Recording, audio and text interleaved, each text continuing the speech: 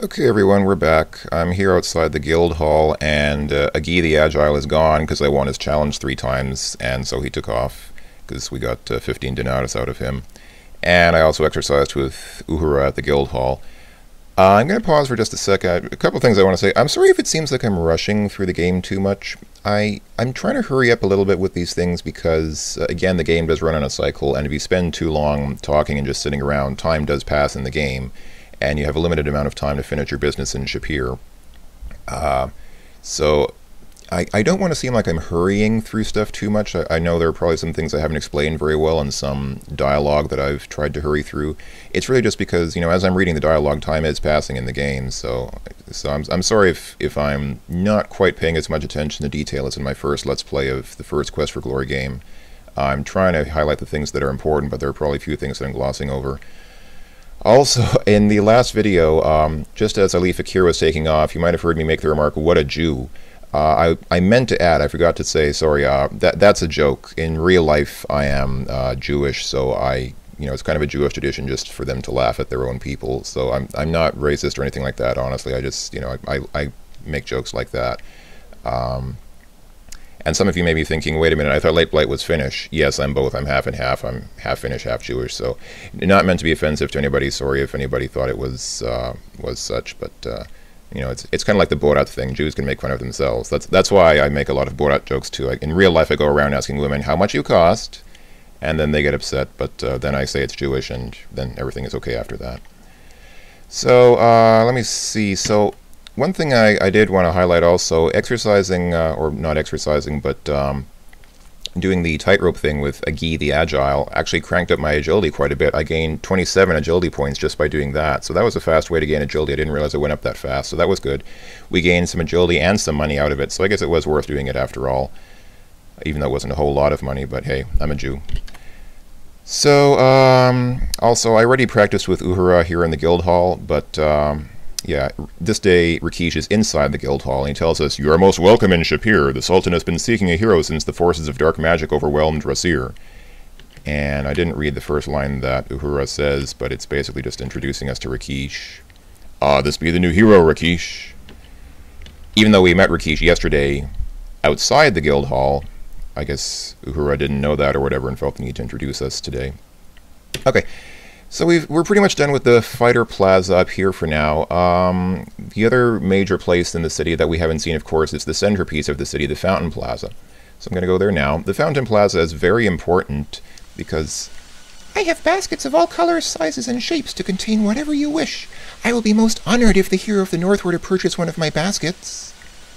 That's not the reason why the Fountain Plaza is important. The Fountain Plaza is important because you can get water from the fountain. At any time you can type "get water" and you will fill your water skins with cool, clear water from the fountain.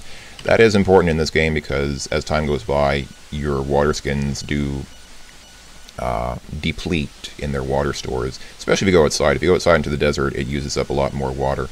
Although now that we have the Saurus, we'll be riding the Saurus into the desert and you use less water when you're riding on your Saurus. You can't buy baskets, unfortunately, as much as you'd love to buy a basket. If I type bargain for basket, as you look the baskets over, you realize that you have little need for a basket right now. Yeah, you can't even buy a basket because you would have no use for it, literally no use in the game whatsoever. This guy, however, "Surely a great adventurer as yourself will need a lamp on your travels. Allow me to sell you this finest oil lamp in the land." Or the finest oil lamp in the land. I think that's a sales line. I doubt he's going to give us the finest oil lamp in all the land, but hey, what the heck, we do need a lamp in fact, so let's bargain for lamp. "Though it is far below the price I must pay for such an object, nevertheless I am out-bargained, and you shall have it for a mere 10 dinars. May this lamp light your darkness." You pay for the brass lamp and put it away. I don't know, I think if you tried to light my darkness with that lamp, it would probably hurt. But, I don't know. "Living plants to bring the outdoors inside, flowers alive to grow and thrive." This merchant, Lashem, yeah, it's a Lashem, the plant merchant, he or she, I actually can't tell. You know, I have a hard time telling whether Katas are male or female. I'm not sure. Most plant people are women, so, but that's a stereotype. I don't want to assume. Actually, a lot of plant people are men as well, so I really don't know whether Lashem is a boy kitty or a girl kitty, but anyway. You can buy flowers here, as well as in the front, the Gates Plaza where Alichika is. There's also a merchant in the lower left there who will sell you flowers. Flowers don't have much use in the game, though. You can try to give them to various female characters. You can give them to Shima, to Dinarzad, the Money Changer, and I think some other women as well. And they'll be flattered and blush and pay you compliments or whatever, but it's not really very useful.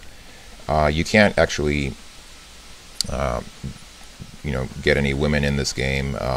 They save that for the 5th game. Actually, in the 5th Quest for Glory game, there are 4 different women you can marry, but until then, our hero is destined to be kind of a lone ranger. He's sort of lonely and single and does good heroic deeds, but never knows the company of... Anyway, so there's not much use for the plants what's his or her name? Lasham. Not a lot of use for the plants, but there is one thing that we need from here. We need a pot of dirt, and if we ask about dirt... The earth the plant is in was specially suited to the type of plant. If you wish, I will gladly give you some. Sure. I think he or she will actually give it to us for free, but let me, just in case, let me say bargain for dirt.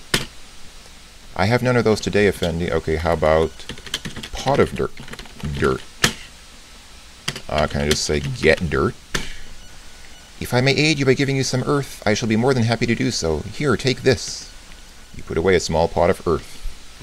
Some people say earth, some people say dirt. I guess some people might get offended if you say pot of dirt, because dirt has kind of negative connotations. I mean, dirt is nice, dirt is important, plants grow in it, but I guess it's better to say earth or soil. Pots for sale! Earthenware pots in brightly colored glazes. I have the pot you have long sought. And besides his rhyme, there's actually not much interesting with this guy. In fact, the pot of dirt that we got from, or earth that we got from Lasham, once you use up the earth inside it, you'll have an empty pot anyway, so we can just ignore Toshur, the local pottery merchant, because we got a pot for free. And hopefully we won't get arrested for it. That's a joke. Would you care today to try some fried bread and honey? Perhaps you would like some hot spice sauce on a stick? What about some nice lizard jerky? I could go for some lizard jerky myself. I find these two annoying. However, what can you expect? Because if you ask them about themselves, ask them about their name. I am Scory. I am Slory. We are life mates. What you would call husband and wife. So they're kind of like that annoying couple that sort of echo each other and play off each other. And they're kind of like Erasmus and Fenris. They are two people who just, when one talks, then the other talks, and the first one talks again, and the second one talks, and you just can't get them to be quiet. You can buy food rations from them. But because we're going to hopefully eat at the Kata's Tail Inn every day and night, we won't need food rations until we leave Shapeir, which will not be until at least a couple of weeks from now. In game time, I mean, it's day 2, so until I think day 16 or something like that. That's getting close to when we have to leave Shapeir. So anyway, so those are the merchants around the Fountain Plaza. Most of them are not too interesting. We don't need any pots. Here you can just get food rations. We don't need plants. Don't need baskets. We did need the lamp, but we got that already, so we're pretty much done with the merchants here in the Fountain Plaza. But there are a couple of stores that are important around the Fountain Plaza. The sign of the mortar and pestle usually indicates the entrance to the apothecary. I do hope I'm pronouncing that right. You know what, I'm getting a lot of words in this game that I'm kind of dubious about my pronunciation of, but I think it's apothecary and not apothecary or something like that. But if I'm wrong, then I know I'm a terrible, terrible person.